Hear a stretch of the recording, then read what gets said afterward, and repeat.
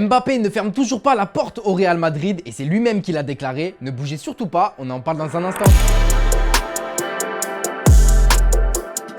Le JT Foot Mercato avec Unibet. Bonjour à toutes et à tous et bienvenue dans ce nouveau JT Foot Mercato. Mbappé était en conférence de presse hier soir qui a fait polémique, on peut le dire, après le bad buzz de son coach sur les moyens de transport utilisés par Paris. Mais bon, c'est maintenant un autre sujet qui fait énormément parler puisque le Français est revenu sur son faux départ au Real Madrid dans un entretien accordé au New York Times et publié ce mardi. Et oui, c'est un feuilleton qui décidément ne s'arrêtera jamais et pour cause, Mbappé a fait des déclarations qui vont en surprendre plus d'un. Dans un entretien accordé au New York Times et publié ce mardi, le Français nous fait des confidences surréalistes sur sa prolongation avec tout d'abord le président Emmanuel Macron en personne qui a tout fait pour que le Parisien reste en France. Je veux que tu restes, je ne veux pas que tu partes maintenant, tu es tellement important pour le pays. Un élément qui forcément a pu jouer dans la balance. Le joueur a aussi insisté sur le fait qu'il n'avait pas prolongé à Paris pour des raisons économiques et qu'il n'avait pas d'influence directe sur le mercato du PSG alors que certaines rumeurs affirmaient qu'il avait un rôle décisionnaire sur les choix sportifs du club. Et enfin, une autre de ses déclarations a encore fait grand bruit puisque le champion du monde ne ferme toujours pas la porte au Real Madrid. Un journaliste lui a demandé s'il se voyait tout de même porter la tunique blanche de la Casablanca un jour. Question à laquelle il a répondu: vous ne savez jamais ce qu'il va se passer, je n'ai jamais joué là-bas mais on dirait que c'est ma maison ou quelque chose comme ça. Bref, le feuilleton Mbappé au Real Madrid ne sera donc jamais fini. Allez, on se concentre maintenant sur le vrai football et ça y est, ce soir c'est le grand retour de la Ligue des Champions avec le PSG qui affrontera la Juve. Et ça tombe bien parce qu'avec Unibet, on t'offre jusqu'à 200 € pour toute première inscription avec le code FMUNI. Et si jamais tu manques d'inspiration, et bien voilà les pronos de mes chers collègues à la rédaction avec Stéphane qui voit un clean sheet et un 2-0 pour Paris. Ce sera également une victoire du PSG pour Guillaume avec un score de 3-1 et un petit 1-0 pour Antoine qui voit aussi Paris gagner son match. Et c'est l'occasion pour moi aussi de vous présenter un petit pari fun avec Neymar qui est en feu depuis le début de la saison. Et bien son doublé est coté à 5,10, ce qui est pas mal du tout.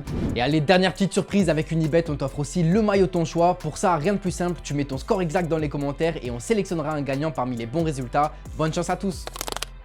Allez, on va parler de l'Olympique de Marseille maintenant qui rentre en lice ce mercredi en Ligue des Champions et qui affrontera Tottenham pour son premier match. Et d'ailleurs, le mercato des Marseillais n'est toujours pas fini. Et oui, après l'incroyable transfert avorté de Bamba Dieng annoncé à Lorient, à Leeds puis à Nice dans la dernière journée du mercato, eh bien Longoria cherche toujours une porte de sortie au Sénégalais. Dieng aurait pu filer du côté de la Belgique, pays dans lequel le marché reste encore ouvert, sauf que le joueur de 22 ans a refusé catégoriquement de rejoindre le club belge d'Anvers qui souhaiterait le recruter. Dieng veut désormais s'imposer avec l'Olympique de Marseille malgré le fait qu'il ne soit pas inscrit sur les listes de l'UEFA pour disputer la Champions League. Et puis un autre joueur sera privé de cette compétition, il s'agit de Bakambu qui lui non plus n'est pas inscrit sur les listes de l'UEFA et doit se contenter d'un second rôle dans la hiérarchie des attaquants de l'OM. Un départ est donc toujours envisageable pour lui et selon nos informations, le Fenerbahçe s'active en coulisses pour tenter de recruter le Congolais dans les derniers jours du mercato turc qui se termine le 8 septembre. Le joueur, lui, pour l'instant reste fixé sur sa ligne de conduite, il veut s'imposer et obtenir du temps de jeu avec l'OM et n'envisage pas de partir en Turquie. Et le mercato estival vient de se terminer, mais ça n'empêche pas le Barça d'avoir des idées pour la suite et c'est pour ça qu'ils se sont positionnés sur une pépite brésilienne. Et oui, parce que selon Sport, le latéral droit brésilien Wanderson est un profil qui intéresse grandement les dirigeants blaugrana. C'est simple, Sergi Roberto a prolongé d'une année, Hector Bellerin n'a signé qu'un an et Serginho Dest est prêté du côté de l'AC Milan. Barcelone cherche donc un renfort sur le long terme pour occuper le poste de latéral droit. Wanderson est l'une des pistes du Barça, on le rappelle, le joueur n'a que 21 ans, mais il faudra sortir le portefeuille si les dirigeants veulent se l'offrir, puisque Monaco a fixé l'ouverture des enchères aux alentours des 60 millions d'euros. Bref, en tout cas, le joueur est très apprécié par les Catalans. Ce sera donc un dossier à suivre de près lors des prochains mercatos. Allez, on se quitte avec l'image du jour les amis. Marcelo vient de signer à l'Olympiakos et ça tombe bien, il a été accueilli comme il se doit par le public grec. C'était la folie, je vous laisse voir ça.